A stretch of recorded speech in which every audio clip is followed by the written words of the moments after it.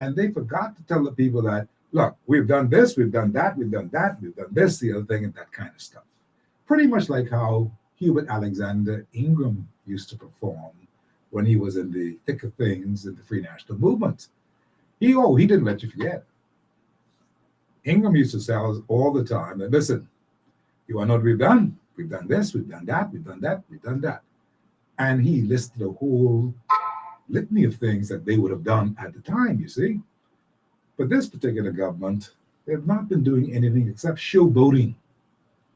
And by that I mean, you see Fred Mitchell is there saying some things and meaning some things. He means well on some things what he does say, I must admit. But at the same time, they don't blow enough horn as to what they're really doing. In fact, they seem to be ashamed of what they're really doing, because if they're going to bring better electricity to the Bahamas, they should really be playing that up, playing that up that this is what we're doing. And let the people judge for themselves. But I believe that they seem a little shy about saying those things because it's been surrounded with all this controversy. Surrounded time and time again with controversy. They didn't do anything much in Grand Bahama, but at the same time, they've done some things in Grand Bahama, and they should be talking about those things as well. But who knows? They know what they're doing, so we leave them alone. But I asked the big question today, what do you think they've been doing in 3 years in the governance of our country, except the things that we've been talking about for the most part? The corruption matters over in immigration, the land matters across the Bahamas, especially in Andros. Like they've been trying to give away a lot of things, and they seem to be ashamed of it to the point where they ain't really want to talk about that because that ain't gonna go too well with the people. But this is the time now you ought to get out there and say, these are some things that we've done. Like it or not, these are some things that we've done, and let the Bahamian people decide. They got the kids back to school. That's a usual thing. We believe that's a usual thing. That they're supposed to do that. All governments are supposed to get the children back to school. But at the same time, they pulled off a yeoman's task in doing that, because a lot of those schools were not ready. A lot of those schools were, thank goodness for Glennis Anna Martin, that they got the schools ready. That's an accomplishment, considering all the bad things that they have been doing in the last 3 years. You follow? They changed their ministerial stock. It didn't affect much things because they moved one from here and put them there, and they're still unaffected, still not affected. They've not been doing a good job along the lines of their ministerial post. And I can think of some certain names that I don't want to really call today, but I can think of certain names that really ought not to even be in the picture. But that's what they did. So I ask that question again. What do you say that they have done? And I would like to hear today from some PLP who are very, very proud of that organization. And I'm making this call today because I told people recently, I say, I don't even hear anything from the PLPs. They don't even big up the party and say, well, we've done these things and we're going to show off with it. One time ago, this show was laden with PLPs calling me every second of the day, sometimes too many times. I got tired of them, some of them, believe it or not. But you don't hear that anymore. I'm wondering, what have they done for you lately? What have they done for the nation lately? Are they doing the right things? Are they fixing the right things in the power structure of our country? Or they get bogged down with this BPL thing, get bogged down with this water and sewage thing, and they can't get those things right. You see, that's what I'm saying. So they're a little bit ashamed of some things at this particular, is my thought. It's just my thought now. I could be dead wrong. Just my thoughts on some things that they don't feel all that gung-ho to say this is what we've done. But 3 years is now enough time for us to make an assessment, 3 years is enough time for all of we to make an assessment as to what these guys have been doing. And we have to ask the big question, are they really the ones? Are they the ones who are supposed to be leading us? Mind you, a lot of people tell me that they can be back for a second term. I say, huh? They say, yeah, they can be back for a second term. I say, well, how come? They say, well, they got an edge on the FNM. That's what the people tell me. I said, the edge they got on the FNM is that the FNM was empowered to do all these things under the Menace administration, but they didn't hit one lick. They was busy doing their own thing, moving this, moving that, moving the next thing. All the food and stuff that they're supposed to be feeding the people, they didn't do anything. I said, well, I considered that. I said, something that could be true. You mean to tell me they had the DOR and all that kind of stuff that these guys were in charge of and nothing happened? The people water never got fixed, the Lustra and all. See, a lot of these problems could be stemmed to the Free National Movement as well. You got to be fair if you want to be fair about this whole thing now. Let's be fair. But one of the things that you cannot put on anybody is a new political body. They ain't been there yet. When I said that to them, they said, well, see, then you can't try them. I say, why you can't try them? This is a new political party. Say, well, you can't try them. I say, why can't we try them? They said, because you can't send a fellow out there to drive no Rolls Royce. He never drive a Toyota. I said, what you mean by that? He said, well, you want to send him to the government to drive a Rolls Royce and he never drive a Toyota? He said, you fool. The fellow told me, I believe he was talking to the COI. But I'm saying to you, what will it be? Because right now we are in a crunch time situation, friends. We're in a crunch time situation, We need to decide what we're going to do if we're going to go fully along the lines of Lincoln Bain and his COI people, and they got some good people. When I did the surveillance on them, I say, well, where they get all these people from? I talk about named people, Let me say that again. They got named people within that organization. I was so surprised. I saw some big-time PLPs who were staunch PLPs to the core, are campaigning and are with the program with the COI. I said, well, what the hell is this? I actually said that. I said, what is this? Believe me, friend, I'm not kidding you. I'm telling you sense. I'm giving you this assessment so that you can actually make up your mind, because things ain't real in the PLP. Things ain't real in the Free National Movement. They got, both of them, political parties, got their own big problems. They got an internal problem within the Free National Movement. They got an internal problem within the PLP movement. You may not believe that. But if you hear me tell you that, I get that from good sources, right? I know what I'm talking about. And as a result of that, they can't make up their mind and decide on a lot of things that they really want to get done within the party framework. And that's why you see certain people are out there talking all this talk about what MPs got to do, how they ought to be around, and how to call people. I told, listen, a couple of weeks ago, I told you there was a sound bite that I received from V. Alfred Gray. He's the High Counsel in Canada. He was complaining just weeks ago about the PLP not returning his phone calls. Mm-hmm. I want you to understand what I'm saying to you. This is a high-ranking fella, former member of parliament, who had difficulties that they would not return his call, and he was cussing them. That's what I said. And Alfred Gray don't play around. I'm showing you something. They got their problems. All parties have their political problems. There's no question about it.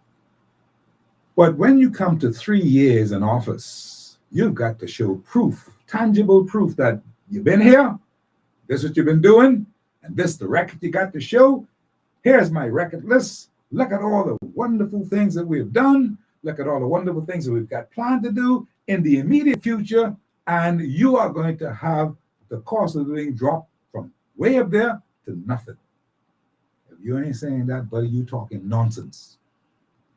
That's what the people need to hear now. Do you think that they have that in their plans to say that to the Bahamian people? Or do you think that the Bahamian people have a plan for them to get rid of them? That's a serious situation. Because the people want relief. Steve Mckinney has been on the air telling you this for the last 3 years, well, for many, many years, but I'm talking about the last 3 years of the Brave Davis administration. I've been telling you this all the time. It's no secret. I've been telling you the people need to see the change. They need to see some effort to make the changes that they would really want to see. Instead, what the PLP has done, they've decided that they're going to go and they're going to do even add more fuel to the fire by lighting up the whole thing with BPL, by lighting up this whole thing with water and sewage, by lighting all the many things that they have added fuel to the fire. Who can you blame? I told them, don't do it. I told them, be careful with what they're doing because the people aren't pleased with them. Maybe they didn't believe me. Maybe they just did not believe Steve. Say, you don't know what you're talking about, man. You shut your mouth. But now what we have, something coming home to roost, and it ain't a good picture for the overall well-being of the governance of our country. It's not a good picture. So you can't blame Bahamians for looking out and saying we want better. You can't blame Bahamians for liking Lincoln being and hooking up with him and saying, well, you know, let's try you. You can't blame them. How are you going to blame them? You failed. How are you going to blame them? Now you got to do plenty of homework and go and catch up with a fellow like a Lincoln Bain and not try to convince him to get on your side. You got to try to make sure that the people are going to forget about him, and you got to do some magical things to make sure that the people forget about him. Because they ain't going to forget about him right now. I'm telling you. 3 years, man, the clock is ticking. That's what it means. 3 years is the clock ticking away. Will it be a closure for the PLP? Will it be a closure for the Free National Movement? The gentleman I was talking to the other day comes from another island, Bahamian. His whole thing was that it just ain't time. What do you mean it's not time? Well, he says that it ain't time because the people ain't ready to make that massive change yet to go from this two-party regime to something else. I say, okay, I hear you. Why would you say something like that? He says, it ain't gonna happen until like next year, after this election, after this one happened, it gonna happen. I say, buddy, when I'm talking, I say, buddy, you realize what you're telling me? You realize you're telling me that it's gonna happen after this election when the Davis administration is gonna make sure it don't happen no more in this lifetime because they can get all them aliens in the country to vote in this election and tighten the ropes on the whole shebang. He said, what you mean? I said, if they vote in this election, let's be talking to him now. If they vote in this election, you ain't gonna have no more chance to get free from this two-party system because one or two of them can sew it up because they can allow for these young people to vote in this election, a general election, and they are not to be voting in a general election like this because they have no citizenship. I say, you see the point what I'm making? Citizenship makes them a voter in this election, and the Bahamian people ain't gonna have no more chance to vote anything else because they will outdo us in this election. And that's what Brave Davis is counting on, is what I told the fellow. We got big telephone conversation going on. And he's like, yeah, but I see what you're saying. I see what you're saying. I say, what's your comeback? He has no comeback. There was no comeback. You couldn't come back and say, well, okay, I see it this way. There's no other way to see it. That's the bottom line. If, in fact, the Davis administration and those are able to get them people to vote them in this time, that's it for you. Goodbye. Yeah. That's what I'm saying to him. And that's what I'm saying to you, the Bahamian people today. So are you going to sit back and let this thing happen? Or are you going to do something about it? I've been bringing you up to date every day. Told you, here they are.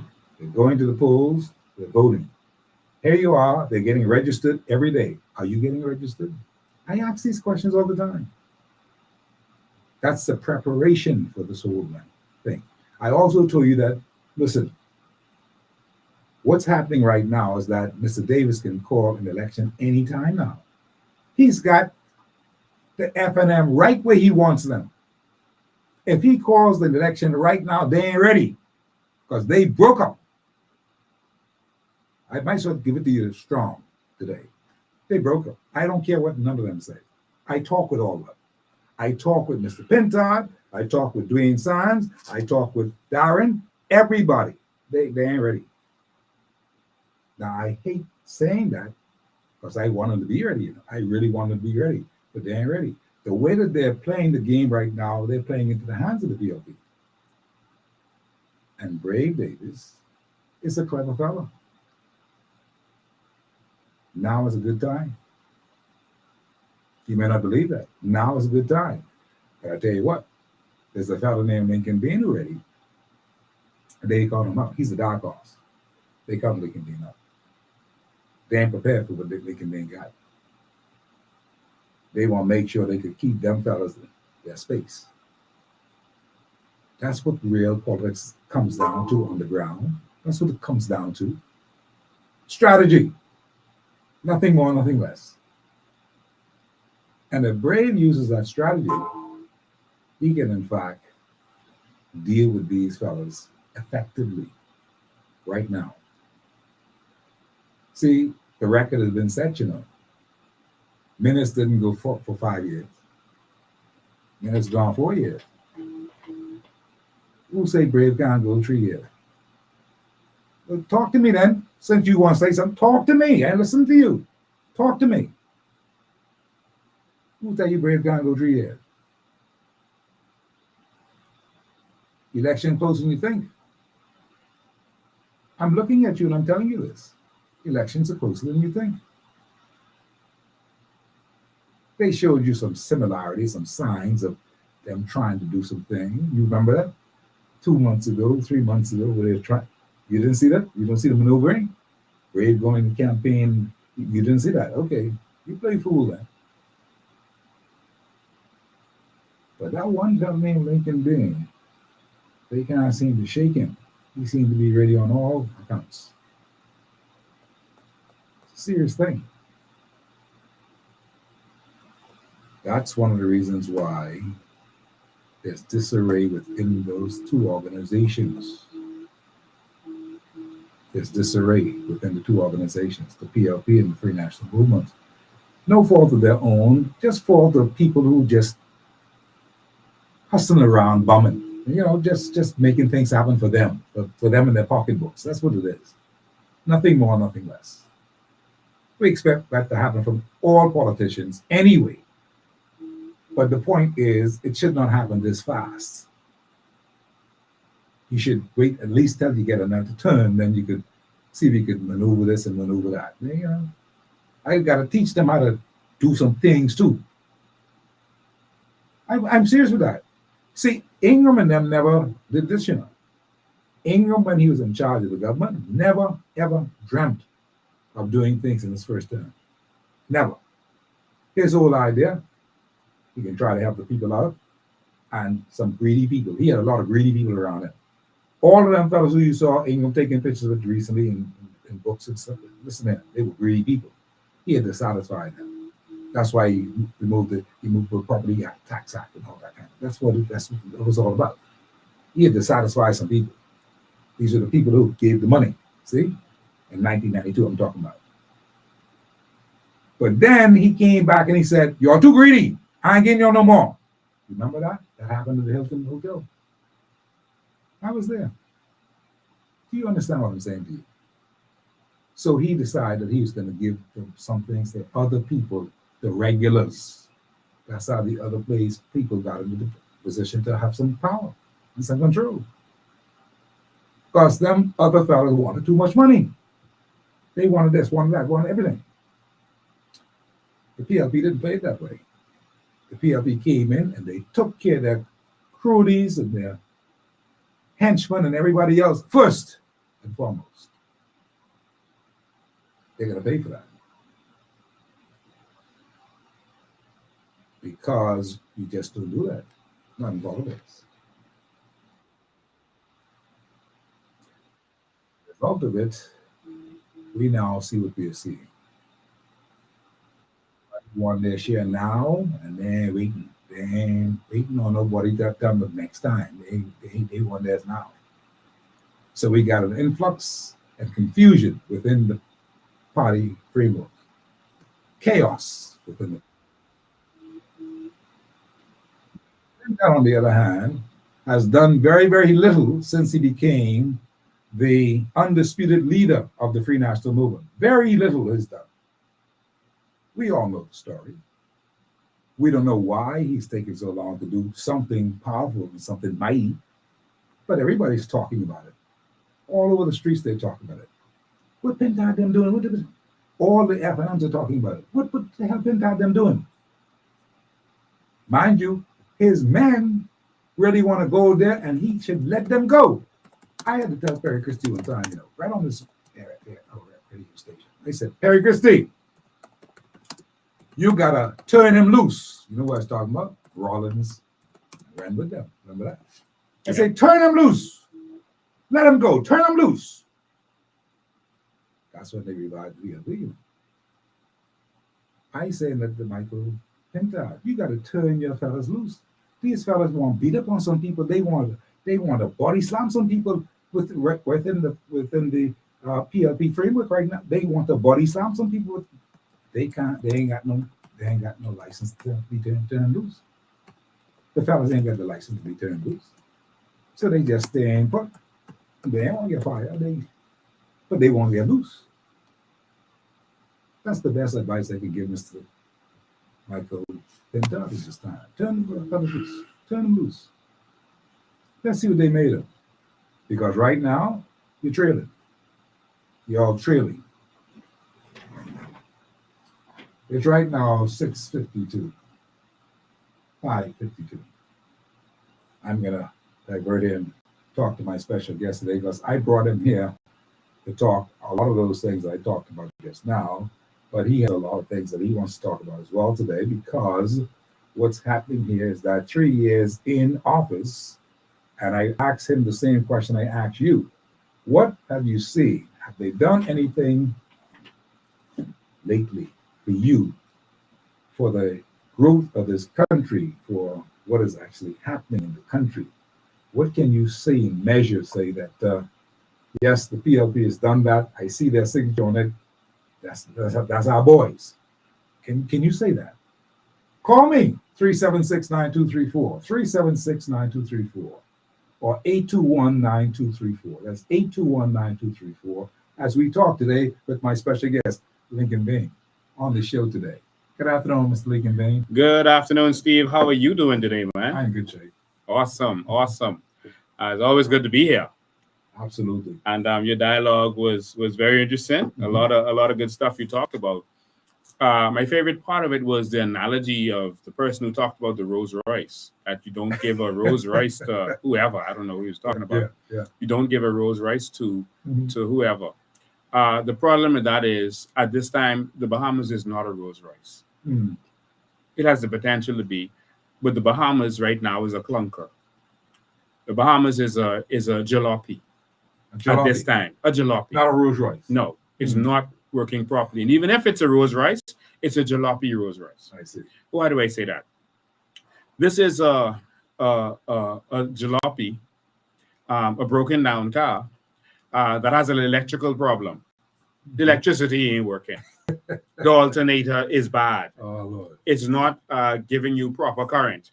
This is a jalopy where the water pump. This is a jalopy where the water pump isn't working. And so that's a serious problem. Your car is running hot. This is a country where the timing belt ain't working. This is definitely a country where the steering wheel is broken, because right now we are non-compass mentis just floating without any direction, whatever flip goes. And so we need to hand this car over to someone else other than who has been running this car for all these years. If you have been dealing with this car for 50 years and you still didn't get this right, you need to step aside. You need to get lost.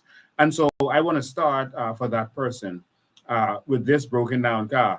We are 3 years in, and we are still hearing the government talking about what they are going to do, Steve. Yes, I know. You, at 3 years in, you should be winding down. You should have things to campaign about.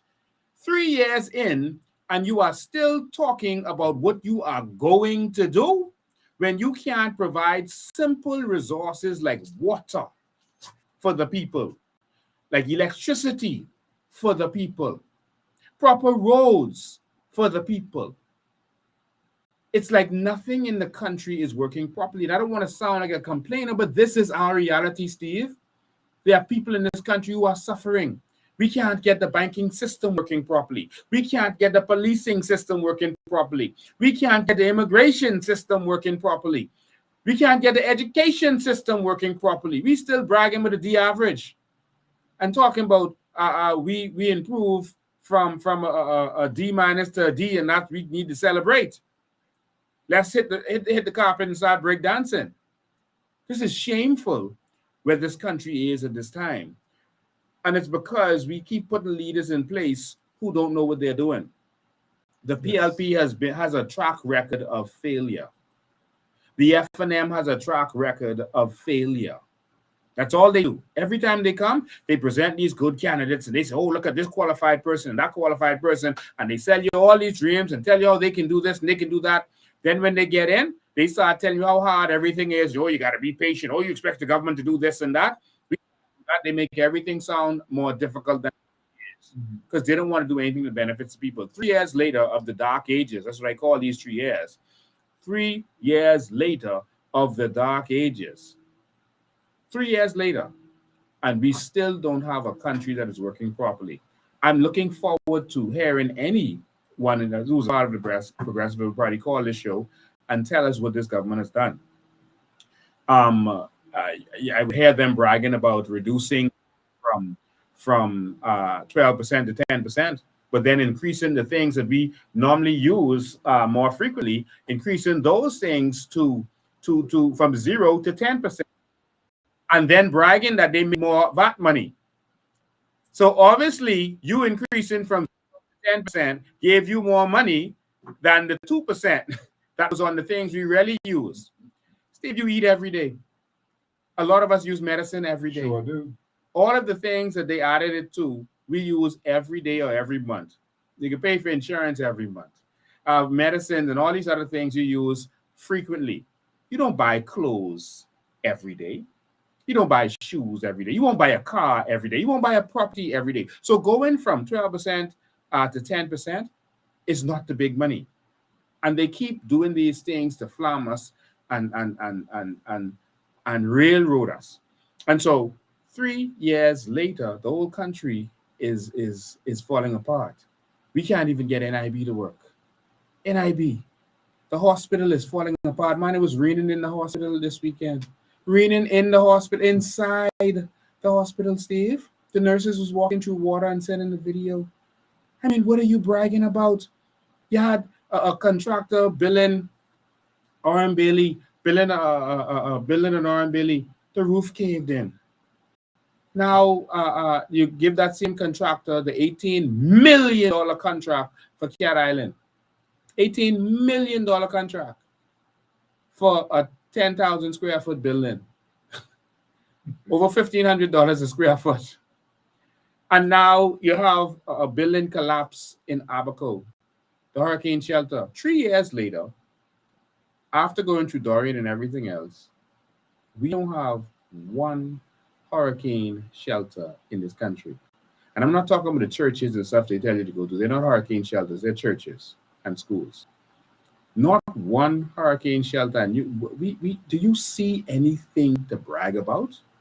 I don't see anything. I don't, but I mean, there are people out there who believe that they've done a fairly good job. I try to give them some pointers and some tips that they've done one or two things in the islands, like Cat Island and all that, and maybe one or two things also in Grand Bahama.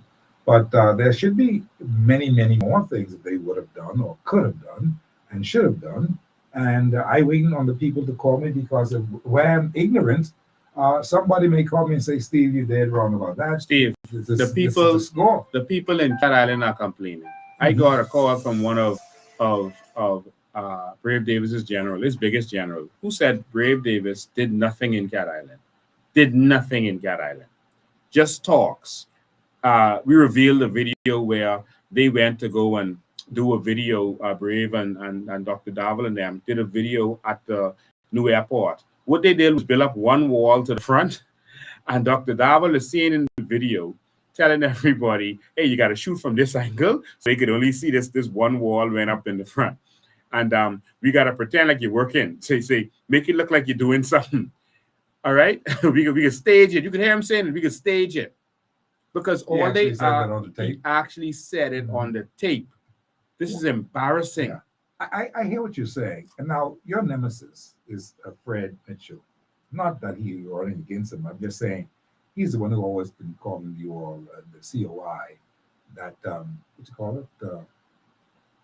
He calls you all a name. No, he calls me all kinds of names. He calls me Satan. He calls me the devil. He calls us coalition of idiots. Idiots. That's what I'm talking about. Coalition of idiots, right? Mm-hmm.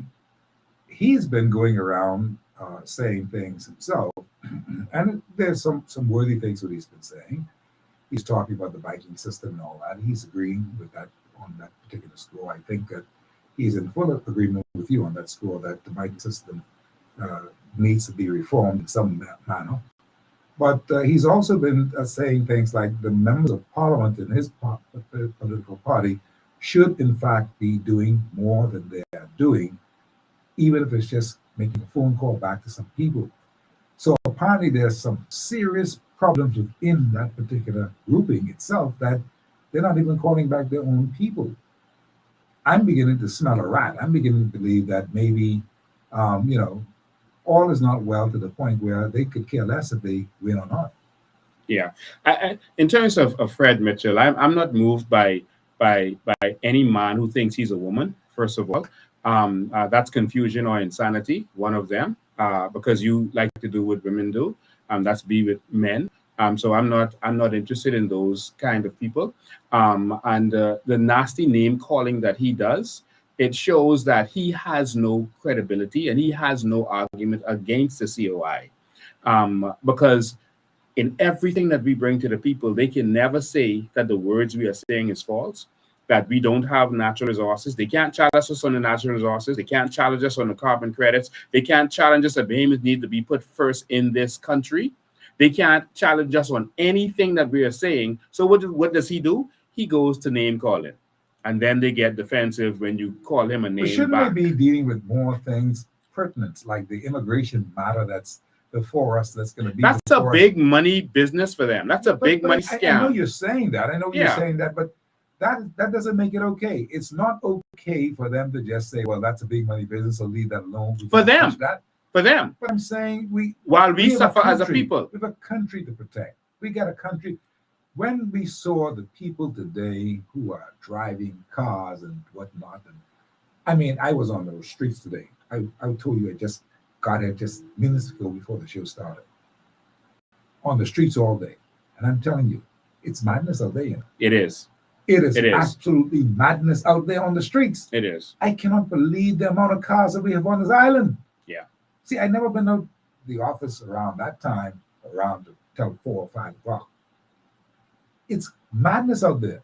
The people are in lines and lines and lines. I'm on every street. And they're not even from here. Many of them are not from here. That's the problem. They don't even know our traditions, our rules. I mean, everyone is driving like a bat out of hell. No wonder why people are being killed on the streets. Something is wrong with this country. The country is being run by idiots. All right. And I can't say it any better than that, Steve. The country is being run by idiots. Because if you can't get the water working, you can't get electricity working, you can't protect our borders, you can't give us proper health care, you can't give us proper education, why are you here? You can't give us, you can't protect us from crime and murder. You're blaming the parents. Why are you here? The country is being run by absolute imbeciles. And this is where the problem is. But it isn't just that they're idiots. The problem is that they are corrupt. They are making money from every suffering that we are going through. You name any suffering that Bahamians are going through, it's because the PLP and the FNM are making money from it. They're profiting from our suffering. And that's what's going on. And then they come and take some of the money they make from us and throw crumbs at us every election and say, vote for us, so they can make us suffer some more, so they can make money again. Case in point, I told you people are tired of that, though. But they're getting more and more tired. They're really tired of it. Yes, they are. I mean, that would be sick of it. But, they are. But people may not have come into their the healthcare fix. The healthcare system is not fixed properly because there are people who make money from you having to go private. All right, there are people who are benefiting from that. All right, the crime situation. You have politicians involved with crime, and they prefer it to be that way. The immigration situation, immigration is not working properly because they are making money selling papers to the immigrants and selling papers to the foreigners from the north and elsewhere. So do you see yourself as a reformer? Do you see yourself as a reformer to really bring things around and put things back in place the way that we believe that they should be in a new country with a new dynamism, with a new attitude? Do you think that you are going to be that reformer that with your people who you have now with you? And you've got some great people with you. I've seen them. Yeah, I couldn't believe it. I was like surprised. Hell of a lot surprised. I'm like, these people don't even know what this fella's dealing with. Steve, I have one job in this next election. One job. And that is to take this country from the politicians who've been raping and robbing us and give it to the people. I am not the reformer. We are the reformers. We are going to take this government and put it in the hands of the people. Give us island states and city government so we determine what happens in our communities, not a politician. The politicians are going to have to run behind us.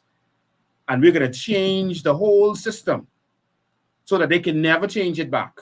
Because when the people feel the power of having their own budget for their community and putting their own street signs down, putting their own street lights up, making sure that their own school is finished in that community, making sure that their community doesn't flood, the people will never go back to depending on a politician again. Let's deal with the elephant. We are the reformers. Let's deal with the elephant in the room. A lot of people are saying that, okay, I hear what you're saying. You sound well and good. You say that we, the people, are the reformers, and we should be. But do they think that this particular political grouping that you now have mustered and put together, do you think that they have what it takes now to bring about the type of reform that we're looking for? Do you think that the people in this country are looking forward to you all being the ones to bring about the kind of reform that they would like to see? That's a good question, Steve. Yeah, that's a very good question. That is the elephant in the room. But the real elephant in the room is the fact that the PLP and FNM have not been able to do what this country needs. That's what we know for sure. That is a guarantee that if you put the PLP back, it's more sufferation, more suffering for the people, more failure, more bad electricity, more no water, nothing working while they partying. If you put the FNM back, more sufferation, making the oligarchs even richer. That's the problem. And so that's a guarantee.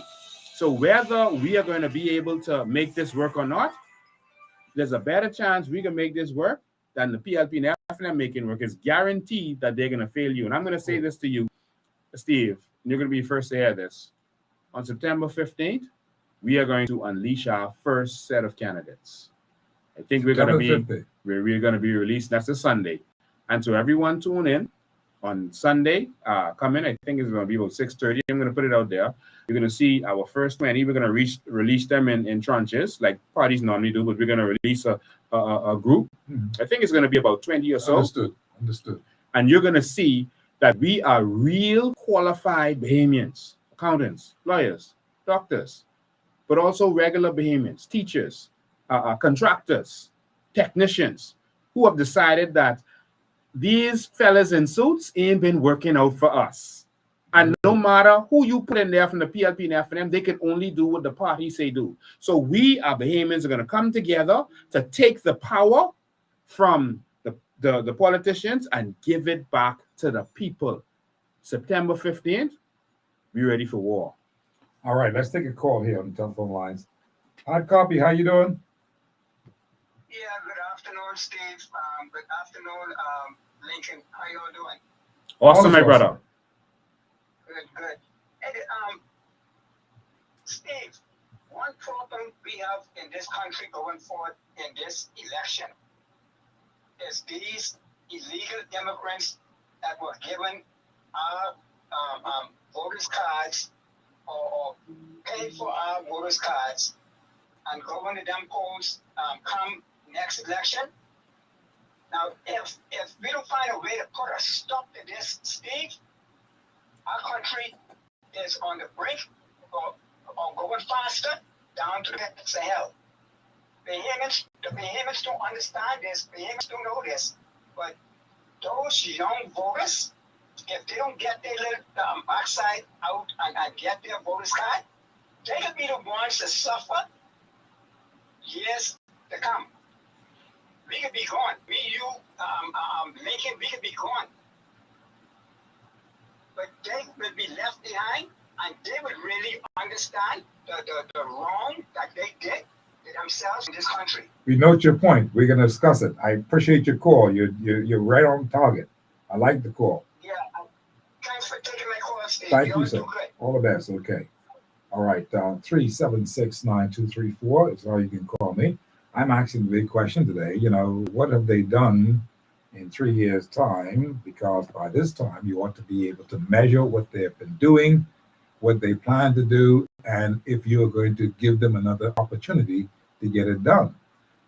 Your guess is as good as mine. I try to give you some ideas as to what I think some things that they've done, but they have to blow their own horn. They can call here and blow their horn today because we miss the PLPs. PLPs, we miss y'all.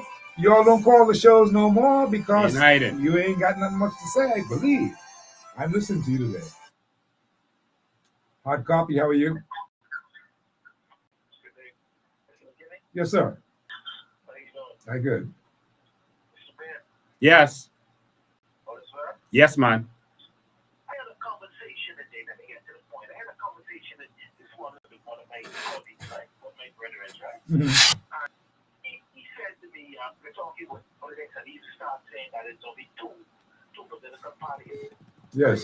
How could you finish? Yeah. Two political parties. He said only two to choose from, right? I say two to choose from. I said, bro, what you mean by that? So he said it's really only the PLP and FNM. I said, bro, listen, you have an alternative party that's called the COI, right? So he started to listen, and I said, listen, brother, in all these years, which one of these political parties educate the ears to what is there and what's going on and what is being done now? Nobody. I say, whenever you see a man to step out and want to educate, I say, use Mr. Mark, for example, whenever you see a man wants to educate somebody, he's a real leader. True, very true. I say, when you do not want to educate somebody, you want to keep them dumb and you want to keep them beneath you. Mr. Leon is the only leader in this country who has been educating Bahamians to what is theirs and what they have and what belongs to them. I say, you understand me? I say, look at Mr. Monroe. He's been leader. That's what Mr. B is doing. Leaders. These political parties, they're letting us, bro. They keeping us under their wings, brother. I said, either Mr. B ring or no ring. Have a good day. Appreciate your call.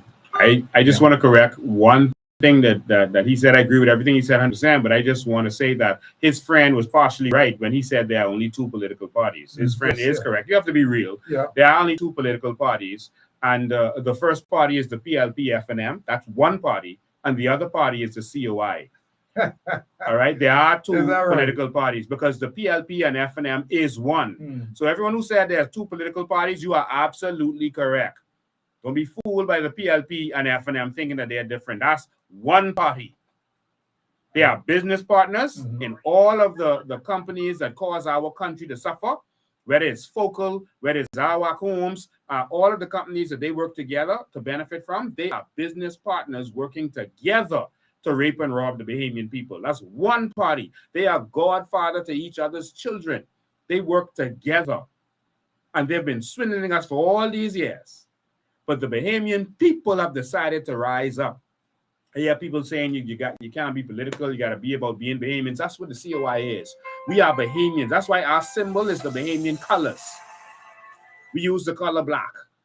But our symbol is the Bahamian colors. And we are the Bahamian people who have decided that we are tired of the PLP and FNM, which is one party, and we are going to have to take the reins of this controls ourselves. They ain't steering the ship right. You know, one of the things that I wanted to bring up here in this particular episode today on Hard Copy, on this third day in the month of September, which is the third anniversary, basically, not so far away from the PLP gaining power, is the fact that the PLP has been invited to this show time and time and time again. The Free National Movement has been invited to this show time and time again. So maybe it's true that they are one and the same because both of them have decided that they ain't playing this game. Just how they don't play the game with us today, they cannot get your vote. They shouldn't because they've not participated. They've not taken part in what's happening in this country at all. The PLP nor the Free National Movement Party has done that. They owe it to you. That's what Hubert Alexander Ingram opened the airways for, that we may dialogue, that we may talk about these things. But nothing has happened from either of those political parties because they are just too busy. You understand me? Now, Hard Copy, how are you? All is well. I'm ready, man.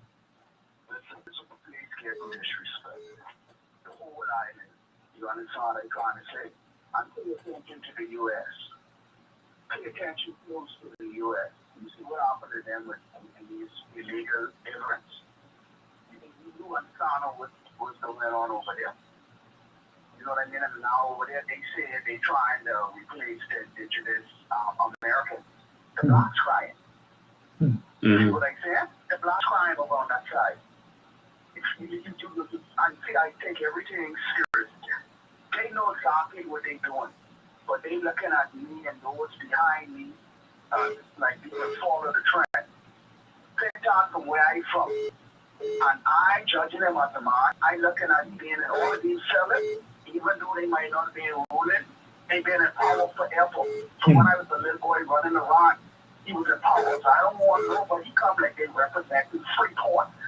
Like he was in there knocking on brand new. You see what I'm saying? I check out the registration. Go try, go register, go register and see who on the line before you. That's got to be an illegal. If you're only thinking this way, you will lose. Lincoln, I died with you forever, but if you're only thinking this way, fuck you like saying this.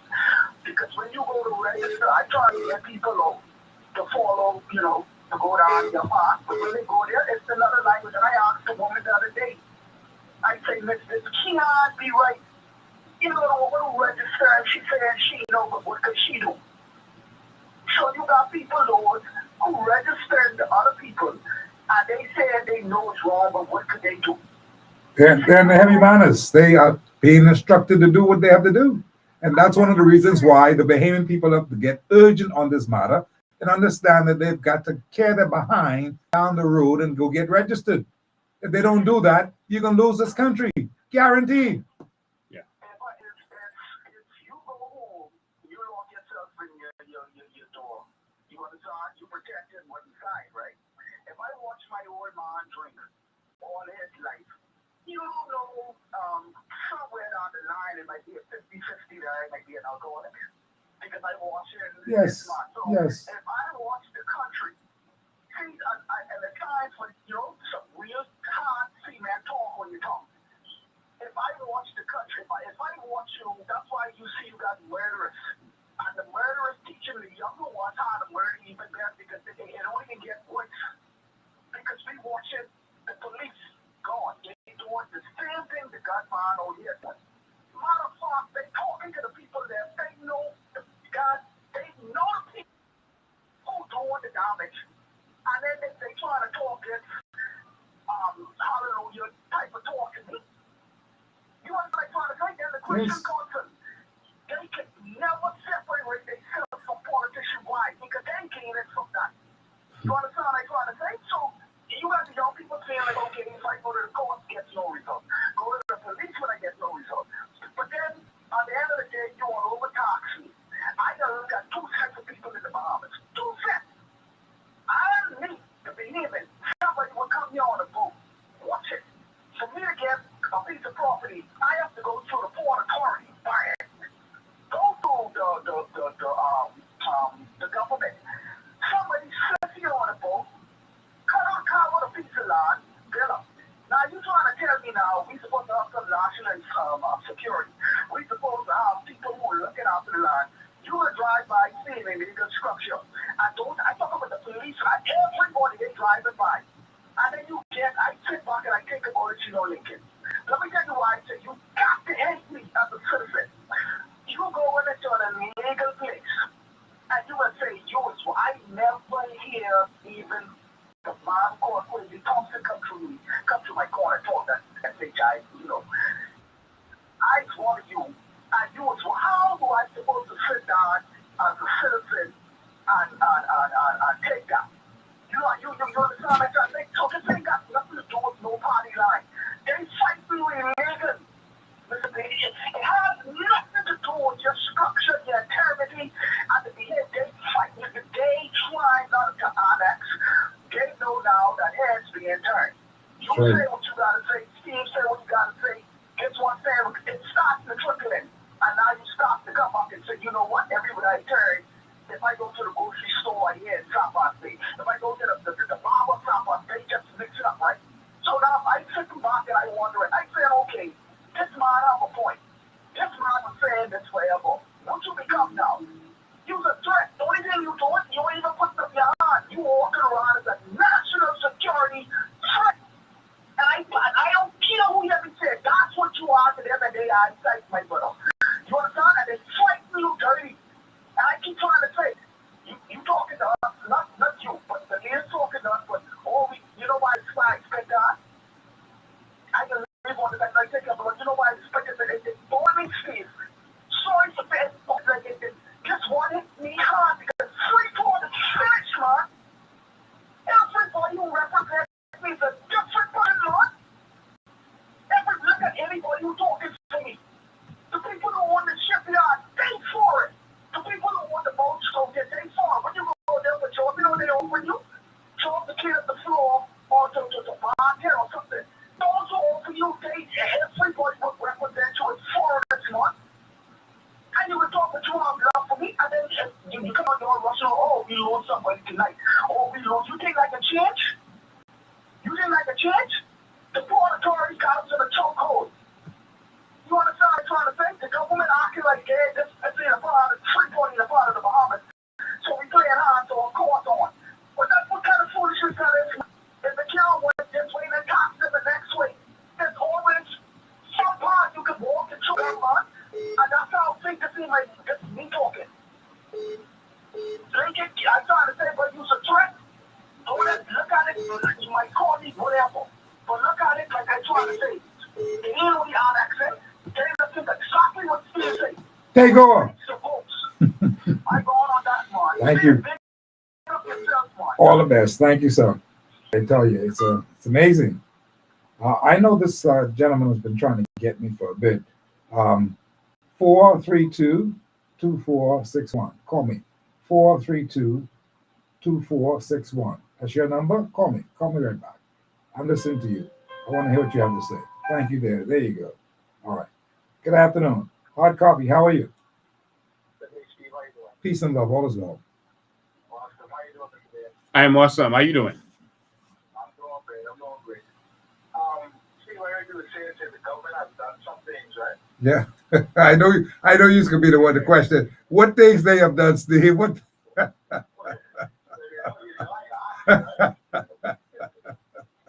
Well, let me be clear. I said that they have done some things over in Cat Island. No, they have not. Zero. They've done some Starting things a clinic is not doing something. Starting anything is not doing anything. This 3 years in. Well, this is what I've been told. This is what I know has happened. That they have done some. They've done some.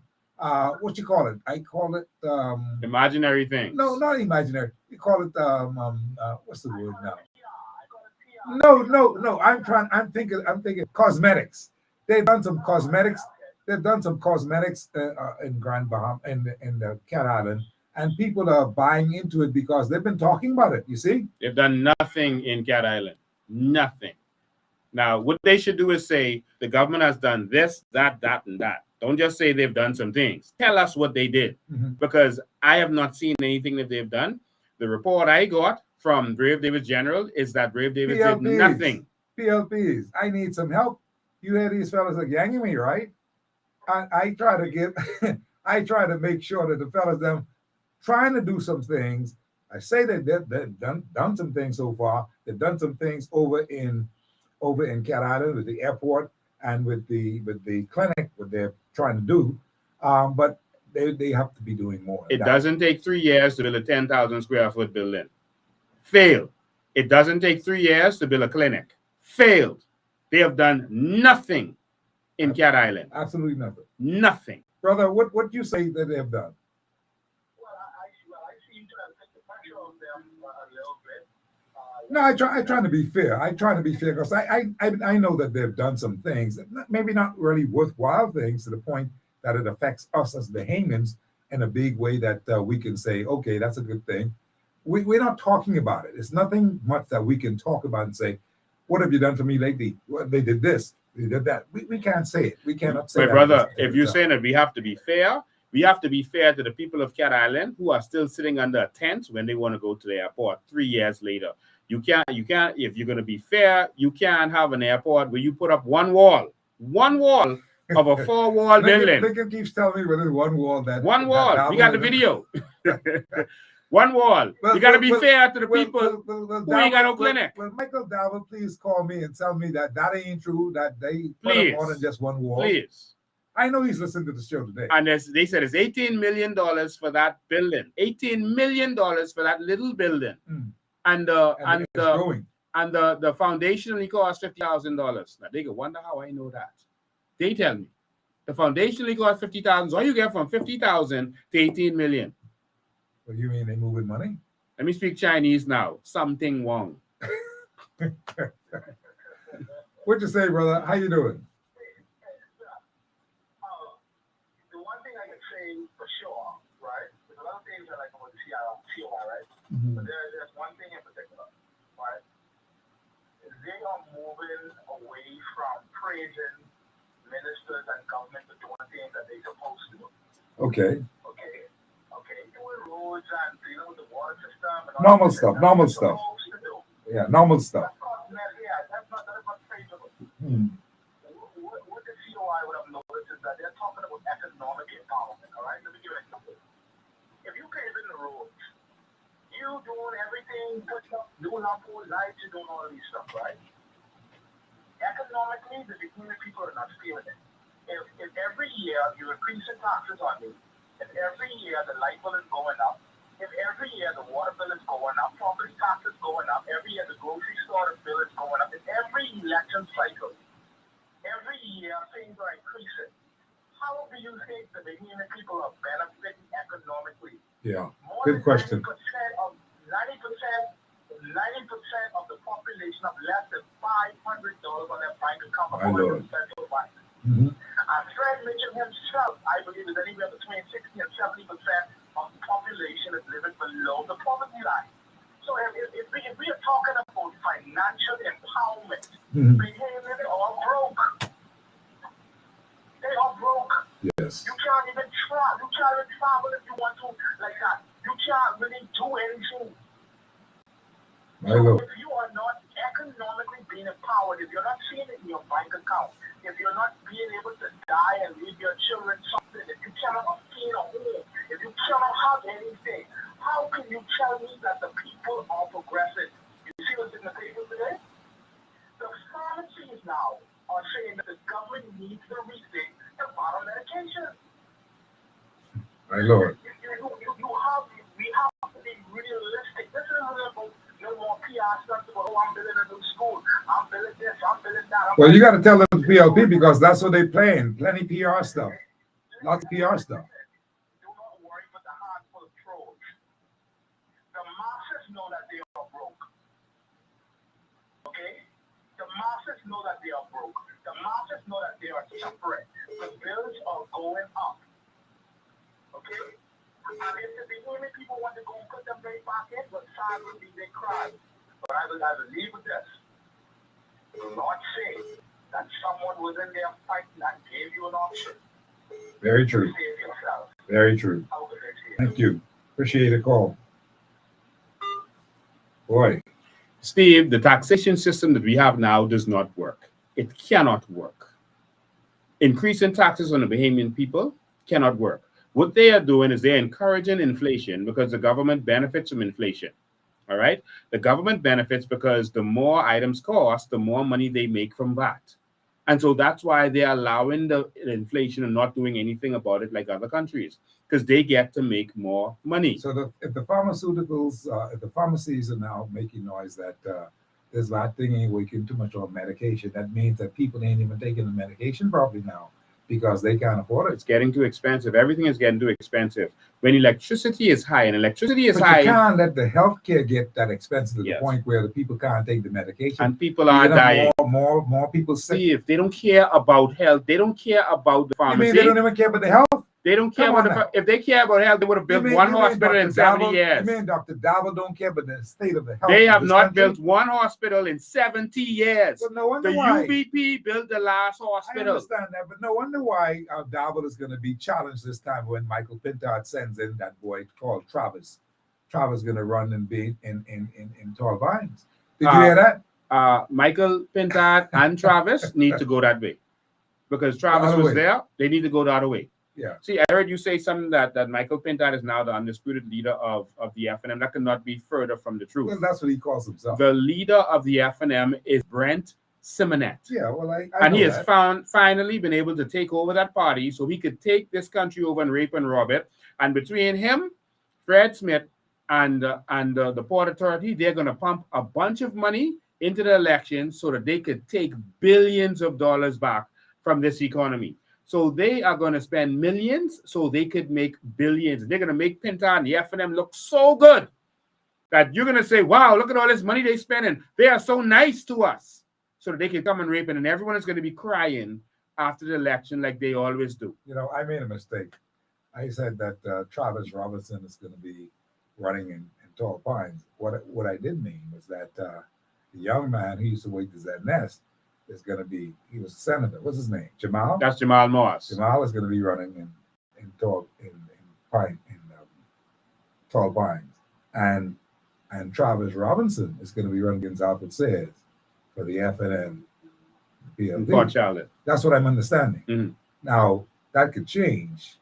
But I tell you one thing right now. If they are smart for themselves, they won't fool with that. I saw something. I saw something curious this week, Steve. Mm-hmm. I saw something curious this week. I saw the FNM had a whole press conference so that they can go and say that they wanted to invite persons to come and be candidates. I saw that. I've never seen the FNM in a position where they had to go and beg for candidates before. And so I've never seen them come on and air a whole press conference to say, hey, we need candidates. That is showing you that they don't believe that they have a strong team. They don't have a strong team. They need some of your candidates. And now all them people I see you got, my friend, they anyhow, let me just be quiet. They need to see what's happening with your bunch. That's what I'm telling people today. COI, they got some people with them, my friend. It will make you think twice and think long that boy, this may be the party. Hard copy, how you doing? How you doing, Steve? Hi, good. How you? You doing this, your friend? Hey, Pinewood, how you doing? How you doing? Listen, Steve, listen. I listen to yours today, right? Mhm. I don't none come out my yard, okay? None. You don't want to see. You don't want to see the PLP. You don't want to see the F&M. You don't want to see Lincoln Bain. What, I ain't sure. Okay, I hear they said you don't see none.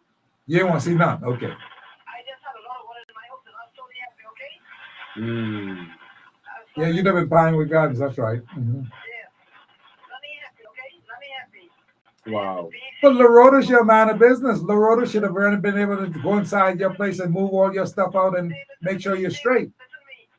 The BC go buy flat screen TV. I gotta go buy the next one, okay? You know what? Don't give me nothing. I don't see nothing around my house, okay? None. Wow. I don't blame you. You don't believe me? I say I don't blame you.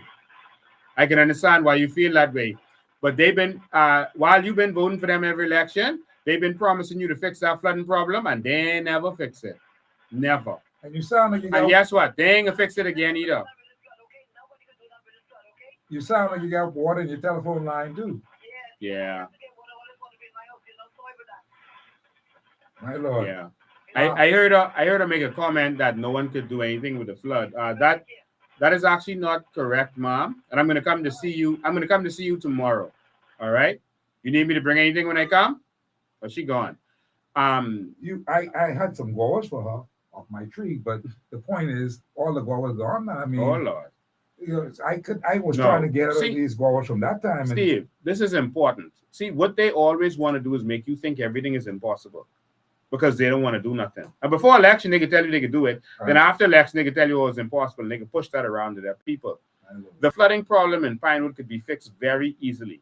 Both parties have talked about it. The Army Corps of Engineers from Yes, the I U.S. remember have them. They given were us, they have been here and they've done an assessment, and another private, another private company. And Kayla's Roll was saying, oh, it's on the Prime Minister desk, oh, it's going to be done. I'm happy to say that it's going to be done. Kayla's was there people at that time. Yes. Yeah.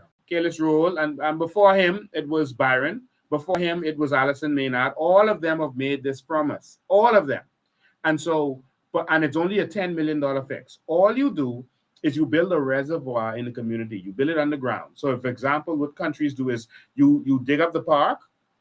One of the parks, we have a park in the back of Pinewood, a baseball park. It's not being used. So we'll dig that up and put a deep reservoir there, concrete reservoir that can hold water.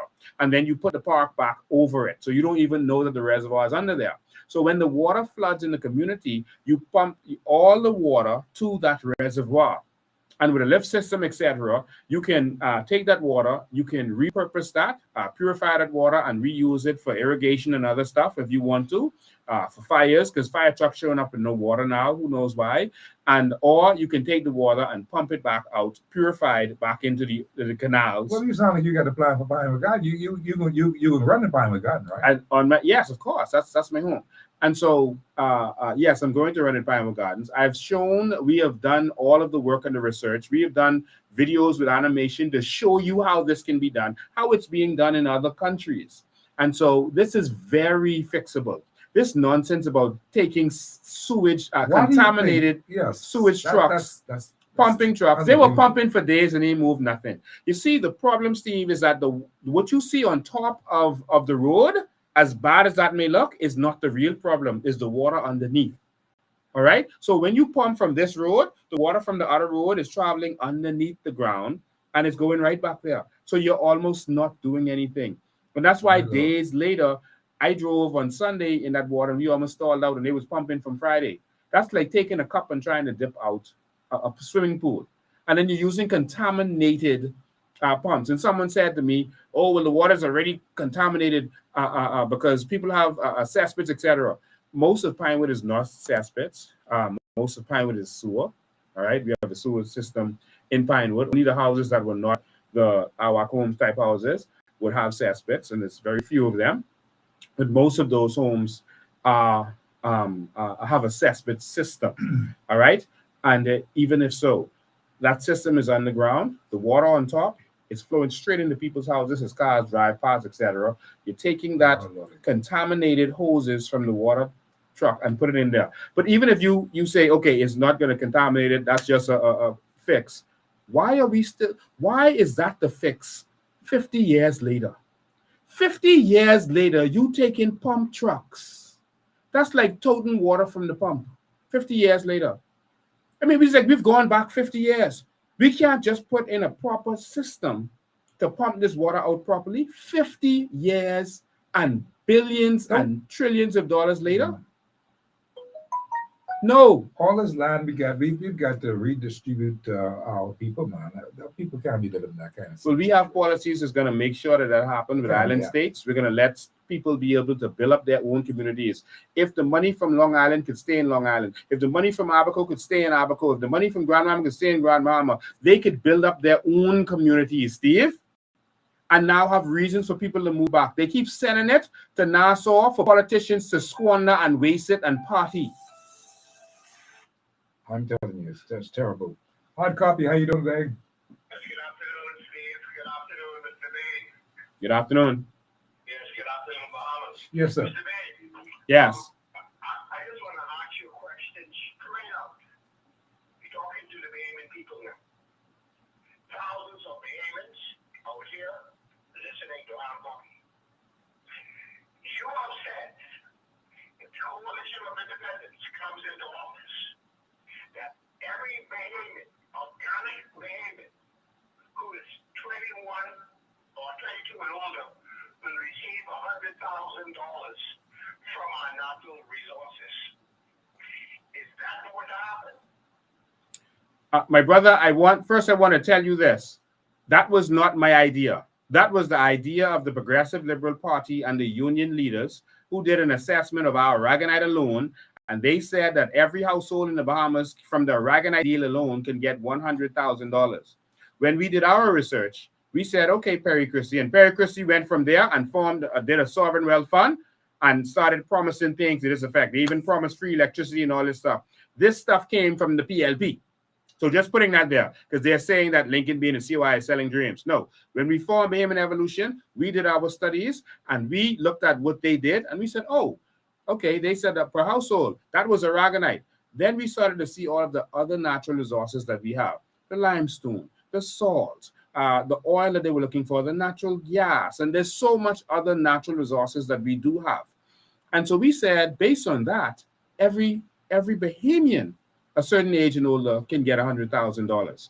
We were not interested in politics when we put that out there. We were not saying that for votes. We were saying we were doing an analysis based on their study, and we did a deeper study. And so we presented that to the government, and we said, look, this is what can happen for the people. And we went and tabled a bill. We passed a bill for us to benefit from our natural resources. And it was tabled in the House of Assembly, and then they fought it down after that. And so I ain't getting locked up for nothing. If you see me going out there and fighting and protesting for us to get what is ours, I'm serious about that, my brother. I don't like sleeping on concrete floor for 2 and 3 days. I don't like being away from my children and seeing my daughter cry because she see the police drag and kick me. I'm not coming to play with this. I'm tired of hearing the suffering of Bahamian people who are calling every day, like that woman who just called and saying no one do nothing for her. I'm hearing people sleeping on beaches and people suffering. People have no electricity and getting bite up from mosquitoes all night, having to sleep in their car. I am not doing this because this is fun. Fighting politicians destroys your career. I'm not putting my life in jeopardy, my business career in jeopardy. I can't get any contract from government. Any business I do, they're going to try to shut down. Anything I do, they're going to fight and attack me. I'm not doing this to play. Whatever I promised the Bahamian people, we are going to do. Because we know it is possible, we know it is doable, and what should confirm that for you is that they have not questioned our ability to do it. And in fact, I met with Philip Brave Davis before the election, and he said, Lincoln Bean, and Philip Brave Davis, if I lie, it's your chance to lock me up or sue me. He said, Lincoln Bean, everything that you are saying about the natural resources and carbon credits is true. He said, that 100,000 you're talking about is a joke to what people could actually get. He said, Lincoln, I was the Minister of Works. I know what's going on. He said, what you're saying is true, but you can't give it to the people. because then they ain't gonna need you. I said, they ain't gonna what? He said, because then they ain't gonna need you. He said, you give it to a few people and then let them provide jobs. He said, I'm not giving them the Sovereign Wealth Fund. He said he's gonna cancel it. And he did just that. I told everyone this before election. And he came during the Christmas break and he canceled the Sovereign Wealth Fund. Exactly what I said. Everything I said before election. No, man, Dave, brave, nice. He'll never do this. Why is Lincoln saying these things? And everything I've said has turned out to be true. Then when I announced it after Christmas, and the people say, what? I say, yes. The Sovereign Wealth Fund has been canceled. Yes. They couldn't believe it. But Lincoln Bain and the COI is going to reinstate our Sovereign Wealth Fund, and every Bahamian is going to benefit. We are not going to be a country based on taxes, depend on tax anymore. We're going to depend on our natural resources, and every Bahamian is going to be royalty because they're going to get royalties from their Sovereign Wealth Fund. Appreciate your call, sir. Okay. Yeah, I know some people are trying to reach me as well, and they're calling me from a private line, so I can't tell you what number it is, but call me back if you want to. I'm taking all calls today. I was asking a question earlier today. Is there some things that you would like to see the PLP do at this particular time, or should have already done at this particular time? It's 3 years in, 3 years in. Election was what? It was September 16, 2021. I'll never forget that night. The thunder and lightning exploded as soon as they declared them the winners. I'll never forget that night. September 16th. We entered the dark ages. Quite some days away, but it is the month of September. We know that for sure, and we are counting down it's the 15 days away. I am counting. We're counting down the days because really, maybe the PLPs out there can be able to tell me in sometime soon, not perhaps today, but sometime this week, sometime next week, what they have done and how they are doing things. And maybe one of the assignments for the PLP should be that go get all your stuff together and give me a litany of things that you all have done. Because the fellas that beat me up today saying that I don't know what they're saying because you all ain't do nothing in Cat Island. You all ain't, there's no airport in Cat Island. You all ain't do no Steve, thing how down hard in it is to sell. So just put the information together. Make sure that I have that information so that I can say, well, this is what I've been told that they have done.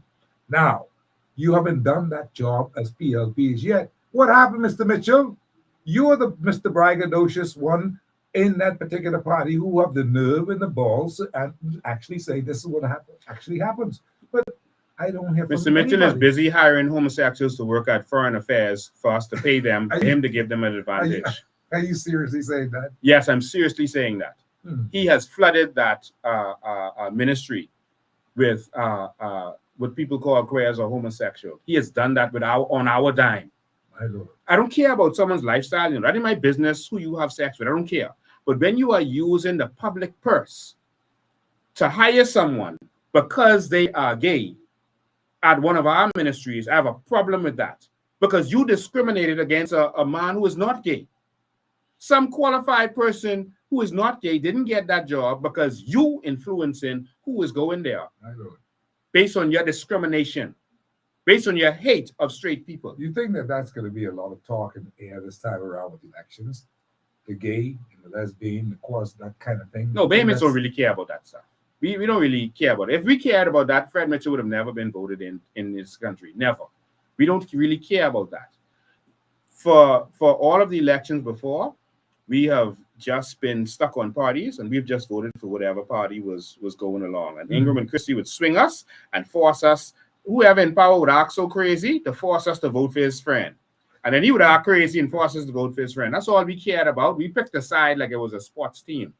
But this time, people are going to care about the economy and the fact that we're going to lose this country to illegal immigrants and foreigners if we don't win this election. Let me take this quick little break. I got to pay this bill and take this quick little break.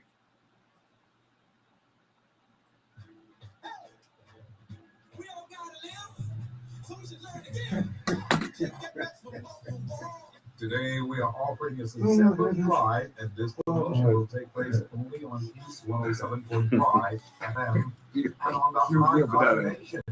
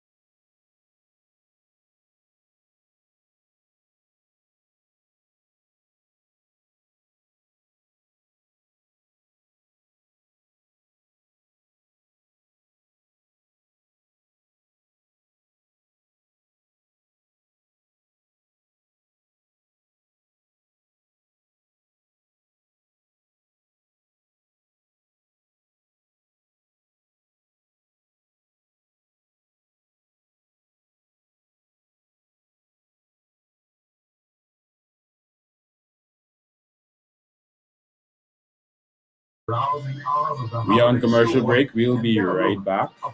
So we're on commercial break, and we'll be right back in a minute. You won't be able to hear us while we're on commercial break.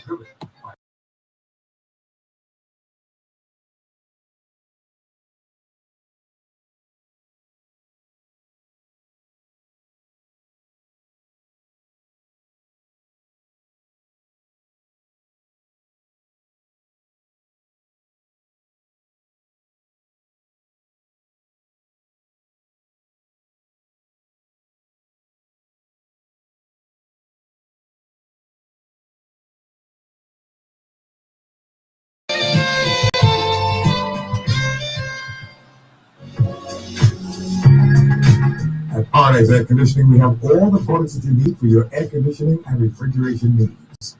We stock ductless, central air, and VRF systems. Our product line includes refrigeration and air conditioning parts and material.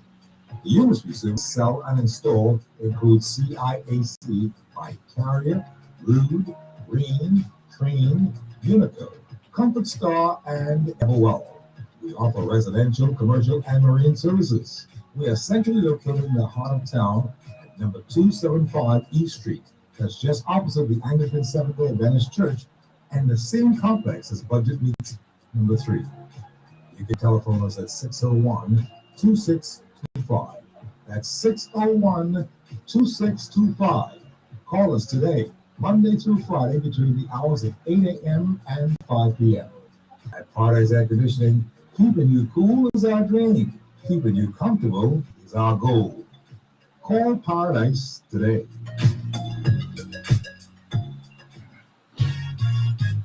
When Steve talks, everybody listen. The government does move quick. Every day you got this. They want hot coffee, hot coffee, hot coffee, hot coffee with Steve Mckinney. Steve's business, you know that for sure. On Mondays through Fridays, Steve will give you the score on hot coffee, hot coffee, hot coffee, hot coffee with Steve Mckinney. Da da da da da da da da da da.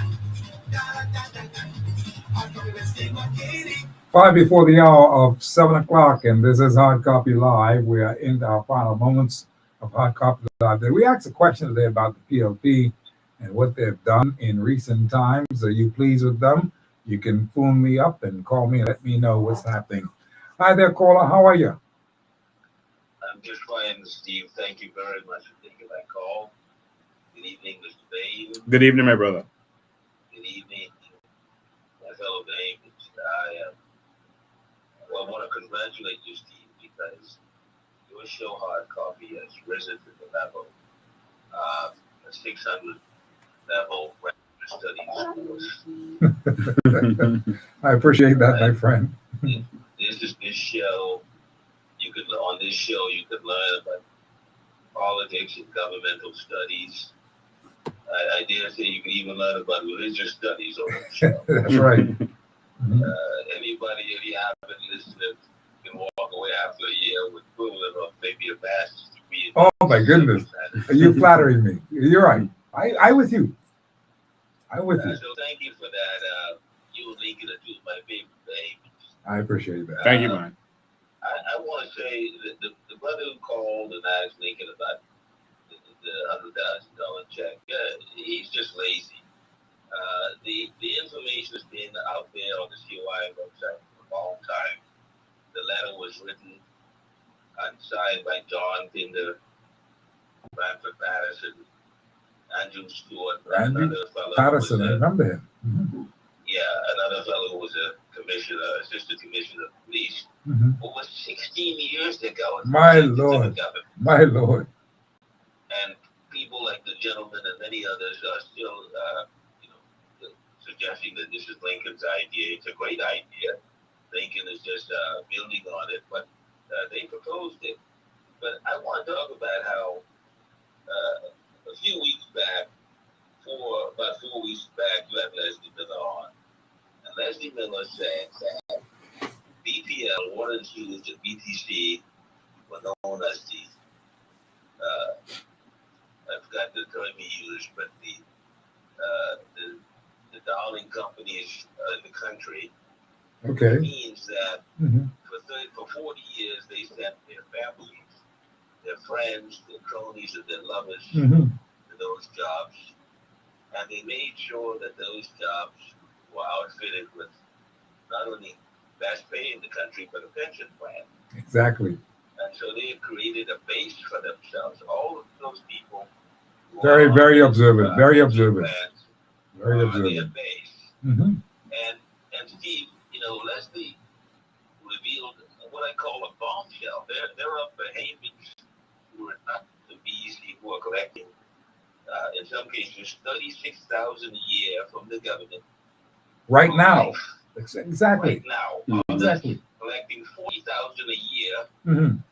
Their own salaries. Collecting $50,000 and they've been retired. a year for life. And Steve, Leslie Miller said they didn't contribute $1. Not $1.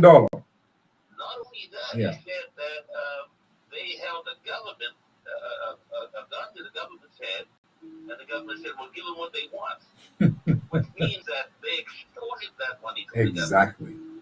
The question I have is, how is that any different from giving every Bahamian a check? These people are receiving a check that they did not earn, that Exactly. they did not, they're not entitled to. Yet they Yes. are receiving a hefty check. And Big time. in the case of the 3,000, that's $3,000 a month. That's a serious thing. Right? So how is that any different from giving every Bahamian a check? They're just giving their friends, their family members, their colleagues, and their lovers a check, and the rest of the Bahamian public Go to hell. Yes. Right?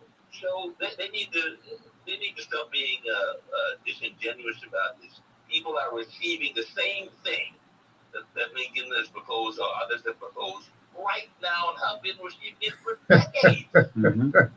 Very observant. I thought of that point when Leslie made the point, because I remember he was talking about this thing when a gentleman had called and said that he knew that they had made sure that people would not get these monies from the unions and that kind of stuff. And he made that particular point. And I said that I didn't want to just stray off and ask a bunch of questions about it, but I thought about the same thing that you talked about just now. And you're dead right about it. And Steve, our good friend, I have to call him Steve, our good friend, a very respected gentleman, Mr. Francis, was on your show a couple of months ago. Okay. Saying, I'm too old to sell dreams. Well, no, these damn dreams is a reality. For thousands of Bahamians today, it's not a dream. It's actually happening. Absolutely. You telling me that Mr. Francis, with all of his smarts and intelligence, he is unaware of this, or he's just playing cool? Playing fool is a very serious thing, you know. It is a very serious thing. And I don't mean to put it I understand. down, Yeah, I understand. He needs to come clean. He owes an apology. He wasn't. But he can't tell me. This is not a dream. It's a reality. Yeah, you did right about it. I appreciate Thank it. you very much for that call. Thank you so much. Have a good evening. Thank you so much. Okay. Steve, they want to make us believe that we can't have anything. They've kept us broken poor for so long and uneducated that they want us to believe that anything is too good for us. And most of the people who are against this, they're worried about how do you give money to broke Bahamians. That's what they're worried about, They rather not get anything because they don't want anyone else to come up. That's what it is. It's the black crowd. My Lord. You can't give that kind of money to people. Their first thing is, who will work? The people who work in now, bring in the foreigners to work for us. Why we got to be working for them? Bring in the foreigners to work for us. That's who will work. We are going to open the businesses. We are going to build this Bahamas. Steve, the reason I want Bahamians to get a check from our natural resources is because the number one problem in this society, other than corruption, is access to capital. They will give you $40,000 so that you can get a car, but they will not loan you $40,000 for business. Yes, Access to capital is a problem. They have laws in place to make sure you can't get access. You can't even get a loan from outside the country to build your business, but they will build a business for a foreigner. Our prime ministers allowed $250 million of our money out of Scotiabank to go to Sarkis Ismailin to build his dream. And then to build Bahama, the prime minister jumped on a plane, went to China to get $3 billion for that young man to build his dream. $3 billion. Why couldn't you do that for Bahamian? So the problem is access to capital. And the problem you have in our country why it's not developing is because we keep depending on about 10 to 16 people in the cabinet to determine what should happen in our country. That's where the problem comes in. They don't have all the ideas. The ideas should come from the people. If you look at great nations, if you look at America, the great things in America wasn't done by government. Tesla wasn't invented by government. Facebook wasn't invented by government. The great Ford and other companies, Walmart, that wasn't built by government. The things that they do over there weren't by government. It's by people who actually had access to capital and government who put the environment in place. And so in the Bahamas, correct. we want to give you royalties so you can build the dreams because everyone was born with a good gift. Everyone have that talented person in their family, and you wish, man, you can say, man, my son could cook so good. I wish he could start a good restaurant, but we don't have the money. And we need a good restaurant. Yeah, so we tired eating everything around here. And so there's everyone have that talented person. So if all of us get our check and we put that together and we say we can start this business. Sky's the limit. Now they say some people can squander it. Yes, some people can squander it, but the money don't destroy. It's like energy. Yeah. So if this person likes to drink liquor and I want to sell liquor, well, bring your money to me. If this person likes to drive in fancy cars, then okay, I'm going to open the fancy car shops. You could buy a fancy car from me. You see, the money is going to stay here with Bahamians, but they don't want to empower us because they want to keep control over us. That's what it is. We want to give you your check, Steve, so no one could control you again. Hard copy, how you? Yeah, good afternoon, Steve. I had to call back. Something came to mind. Hello? I'm listening to you, sir. You know, we are the hospitality giants of the world, right? We had nice and hotels and everything. And Mr. Bain, I mentioned before about cruise ships. We register cruise ships, yet the Bahamas don't even have a cruise ship of its own. We have 700 islands and keys. And we don't have a cruise ship that can employ Bahamians. We have Bahamian captains. And it is so much. We have less than 500,000 people as citizens. It is shameful in our country. And the mere fact that senior citizens paying black tax for food and medication being built. It's a disgrace. Well, you guys are going to have to do something to change that around, change that paradigm around because things ain't getting any better. It's getting worse. And you guys are now the ones who are the keepers of the gate. You guys got to do some stuff. You might believe that the women of the Bahamas, they're going to send a message to the PLP and FNM that they have enough and that the Bahamas is for their children. The islands and keys is for their children and not for the migrants. I got you, sir. Appreciate the call. All right. All right. Yeah, well, Lincoln, it's like 5 minutes behind the hour, 7 o'clock. We've got to wrap things up here. Overall, what do you see down the road? What's going to happen? You told me about what's going to happen on the 15th, thereabouts. On Sunday the 15th of September, the day before the 3-year mark, we are going to launch our first set of candidates, our first set of warriors. Yeah. We're not going to put everyone out one time. We're not going to play all our cards one time. There's some people who might still be working for government, etc., in certain positions. And so we're going to release them later. But the first set of brave soldiers are going to come out. You're going to see lawyers, doctors, accountants, but you're also going to see real Bahamians. You're going to see contractors and technicians and qualified people, but people who've decided they can't leave this country, their children in this country to suffer. That we have to do something. Make it happen. People who are tired of sitting down in the heat when BEC is off in the 21st century. People who are tired of seeing brown water come into their house or no water come into their house. People who are tired. And so we, the Bahamian people, have to come together. There was a time in the 50s and 60s when the PLP put together a group of nobodies. We know them today, but at the time they were nobodies. Even those who were lawyers, they never really practiced law. They were nobodies. But we're not putting nobodies together. We're putting qualified Bahamians together who've decided that they're going to take a stand. What are we looking for? We're looking for people who are not going to sell out. some people say, "Oh, grab this one from here." This one. No. We don't want anyone because You gotta a be choosy. lot Picky is and at choosy. stake, Steve. Yeah. A lot is at stake. And these people will do anything. You heard the report say they give allegedly going to give $5 million. Yes, I Brent see is that. going to do even more than that. Fred Smith is going to do more than that to make sure the Haitians get straight. And so we have to stand up and make sure that our Bahamas is secure for our future generations. Sabox, how are you? Sabox, that's you? That's the name I keep on my phone. Yes, sir. I'm listening to you. You're my final call. Mr. Mckinney, how you doing today? Peace and love, all is well. Hey, Mr. Future President. How you doing, man? Pretty good, pretty good. I'm just calling to let you to say to the Bahamian people. The FNM and the PLP, just like Lincoln said, is two parties combined into one.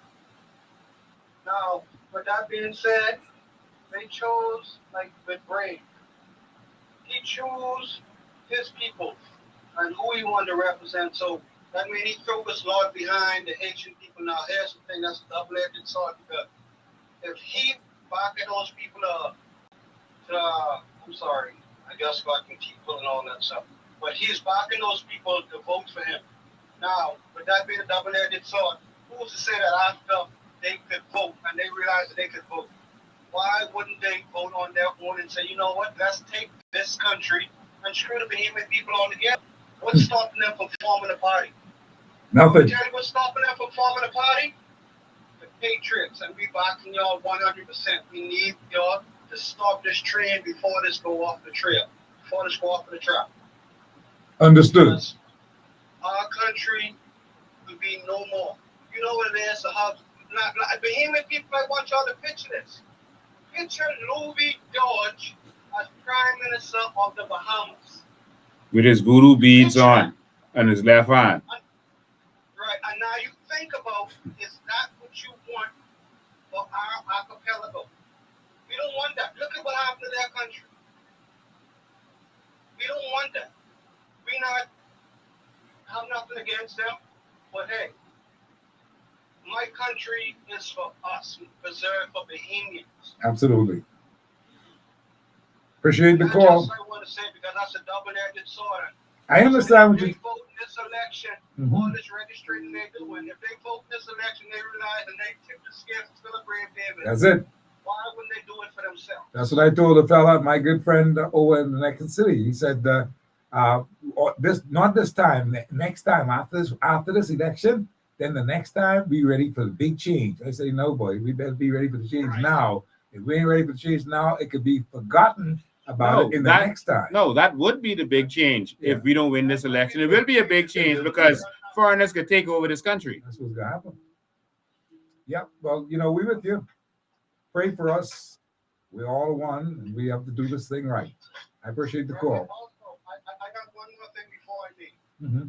Now, when we asked, because I asked a question of Mr. Pinta the other day, I asked him what is he going to do about this immigration issue and all this illegal. Just understand this, okay? The Bahamian people don't want no deflected answer. We want a real answer. Absolutely. No talking around. No, we don't want that. And that's exactly what he did. And whoever was moderating him, they're like, yeah, good job. No, that ain't the answer I want. I want you to tell me what you're going to do. I hear that. No more scheming in the bush. You gotta come real and be real with the people. Yeah, like. And this is not our parents. We are just bamboozled and hoodwinked. No, we smarter than that. I got you, brother. Appreciate the call. Mr. Mckinney, keep on doing what you're doing, man. You was one, and the FNM and PLP would not come on your show because they're afraid to take tough questions. I understand. I appreciate the call. And the listeners of the Lincoln Band and the Steve McKinney show is very well educated. So they're not going to come where people is educated. They're going to stay where them people love their colors. They say, oh, yeah, my goodness, my goodness. I hear you, brother. Thank you for your call. But all right, y'all have a wonderful day. And and keep up the good work, Mr. B. Thank you, man. Oh, that's okay. Yeah, very interesting. Very interesting.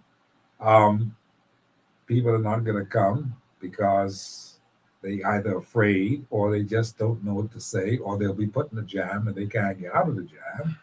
And I got all kind of questions. Sometimes I just cruise and be in cruise control until time for it to happen. Mm-hmm. And when they sit in the chair, then the questions come. And people Yeah. say, well, I ain't sure we won't bother with that. And that's what's happening on both sides now. I'm not talking just of PLP. I'm talking about the FNM and the PLP. And the FNM should be even more very, very cognizant of this fact because they know that they can be asked some questions. What you gonna do? How are you gonna do this? How are you gonna do that? Not how are you gonna do. The FNM cannot recover from the 4 years of hell that they've put us through. Yeah, and they don't want to answer real So questions I see the point. about that. This is Dorian, the anniversary of Dorian. Mhm. And what Pintard and Minnis and the FNM did to the Bahamian people after they suffered through Dorian, they lied about how many people died. That was a dishonor. They kept our loved ones in a trailer for years until we had to jump on a plane and go there and expose that those people were there in the trailer. Yes, I remember that. They hid the building supplies for Bahamians, hid the building supplies that people needed. Why? Because their benefactors are in the building supply business, and they felt if they donated it, they would lose money. The cabinet knew when the building supplies come. So Pintard can't say, well, I wasn't leader. You had one vote, and Minister had one vote in cabinet. And people got to realize that. And if you don't like what they do in cabinet, then you step down. And you say, listen, my people are out here suffering and dying, and I don't like what they're doing in cabinet. They hiding the building supplies. You stand up for the people. You don't say you was going to lose your job, then lose your job. Stand up for the Bahamian people. People in Freeport suffered. People in Abaco suffered. People in Pinewood suffered from Dorian, and they don't never recognize that. The people had to move out their house for a year. They got flooded out in Dorian. And so the FNM has nothing to say about what they did. And every time they talk, they grate the people the wrong way because we remembered what Dwayne Sands did. We remember what Pintard did. We remember what Minnis did. And so they can't come on your show because they have to try to hide. All they're going to do is wait until it's time for election and throw a bunch of money on the ground and hope that they could buy y'all to suffer, pay y'all to let them put you through suffering for the next 5 years. They're going to pay you for that suffering. So when you start to suffer after you've taken their money, you can't complain. Because they paid you for that. If I pay you, Steve, if I pay you to let me slap you, you can't complain about the slap, right? No. You know what's going to happen if you let the FNM come back. You know what's going to happen if the PLP come back. And they're going to put some chump change and they're going to say, yeah, come. They're going to treat you like how people abuse street people. Give you a couple dollars, say, let me slap you on camera. That's what they do to us. They slap us on camera. They disrespect us. They treat us like nothing in this country. But a new group of people are rising up, a new generation of people who are going to usher us into the new Bahamas, a brilliant, smart group of people who are not going to brag about how much cruise ships come in here and making $20 billion off of our economy. We are going to purchase cruise ships with our sovereign credit, and we are going to make the $20 billion from the cruise ship industry. Why are you selling the hotel in Grand Bahama? Isn't that a startup for us to go into resorts as a country? Like other nations are doing? Think about it. And if you're going to sell it, why? You can't 3 years to sell a hotel in paradise? You are failures. The only thing that they have done in 3 years is fail. The only thing the FNM did in the 4 years before that was fail. Nothing working. How could Pintard go to Lutra talking about the water problem when they did nothing for the water problem? That's what I'm saying. See, they feel guilty by it, and so they can't make a move. And the one of the PLP accomplishments they're saying is, we are going to build a hospital. That's the accomplishment. You're going to build a hospital this year 3. The hospital, they say, it could take 36 months, 3 years to build. This year 3 already. So what you can do? You can stop time like Moses said. Michael Davo has not been able to be on this show. And he's supposed to be on the show because he was one of the right points. I thought he was going to be a very, very good man in this whole business of politics. though he seemed to be green, but he seemed to be a genuine fellow who wanted to do good, but he just disappeared. Michael Dowell couldn't go back to Grand Bahama to run where he is from. You think he's gonna come here and do anything good? The PLP and FM are one, and they have one Lincoln, you ain't objective. easy, you know. I can't be easy. Our country is in trouble, Yes, Steve. I know. I can't. This is our last chance, Steve. I got Steve, this is our I last got you. hope. And we have to let the people know how serious this is, Steve. If we don't win this election, our country is gone. It's already to the pits. The country is gone. I got to take this seriously. Their only defense is going to be to start to attack me and Maria and Dr. McGive and spread lies. That's what they do every week. But what's puzzling them is that it's not working. Every week they wake up with a new lie and they start spreading it, but it ain't working. People ain't falling for the old weapons no I'm more. not falling for it anymore. You see? You're right And about that. so I have to make sure that the people know I have to do my part. So see, my daughter called me while we was on the show. That's who I'm fighting for. My children. All right? Now your children might benefit because I'm fighting for my children. And I hope you would join me and fight for yours. Absolutely. But that is what I am doing. I am fighting because I can't leave them in a little bit. Me and you will be gone, Steve. Yeah, no question. In a little bit, but 15 years or so, I ain't counting. I could be 60. All right? I could be an old man. All right? I'm 60 and old. I'm joking. But soon we ain't gonna be here. Only what we do for Christ will last. And I believe that this is a mission of God. That He wants our people in this hour. He wants our people to benefit. I am fighting with courage and bravery because I believe that God has sent me. I believe that He has sent me to deliver a message to the Bahamian people that we are greater than they have had us. A Joseph story is the Bahamian people, and we are going to rise to the top. They have kept us down for too long, but we are going to rise to the top, Steve. We are going to rise as a people. That is what I believe, and nothing can stop that. They can lock me up, kick me, stop me, break me, lie on me. They can destroy every business I have. But I am going to cry out from under the earth if I have to, because I believe that God wants better for His people. Amen. You're right there. Good point, Dan. We appreciate you being here today, Lincoln. Thank you so much. Always good to have you here and talking with us, because at least you're going to come. I ain't got to send messages behind and look for you when they ask you to come. You're going to be here. I called you 5 minutes before 5 o'clock, and you're here. I called them 2, 3 weeks ago, 4 weeks ago, 4 days ago, 6 months ago, 6 weeks ago, 6 minutes ago. They ain't show up yet. None of them, PLP or the FNM. Now, how you like that? Wow. Thanks for your call. We'll talk again soon.